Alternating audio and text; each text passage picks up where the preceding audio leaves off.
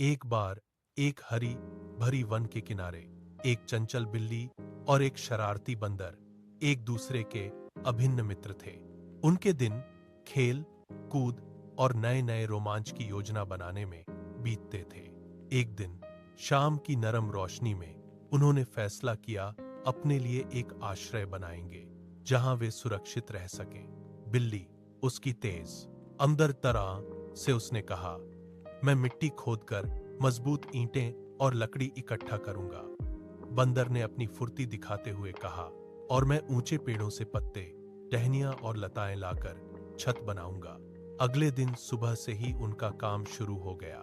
बिल्ली ने ध्यान से मिट्टी खोदी, ईंटें बनाई और एक मजबूत नींव रखी।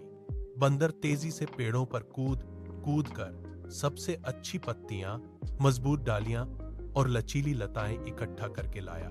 दोपहर ढलकर शाम हो गई। बंदर ने अपनी स्वाभाविक आलस्य में अचानक रुककर कहा, बस बहुत हो गया, अब और काम करने की जरूरत नहीं है।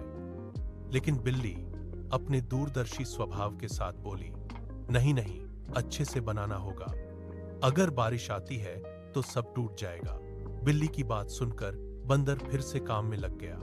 आखिरकार सूर्यास्त की लालिमा में उनकी मेहनत के परिणाम स्वरूप एक सुंदर छोटा घर बनकर तैयार हो गया। उस रात जब आकाश काला बादलों से आसमान ढक गया और मूसलाधार बारिश होने लगी, बिल्ली और बंदर अपने नए घर के गर्म आश्रय में बैठे थे।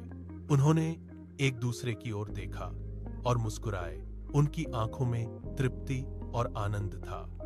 उस दिन से उन्हें समझ में आया कि साथ मिलकर मेहनत करने से न केवल काम अच्छा होता है, बल्कि उनकी दोस्ती भी और मजबूत होती है।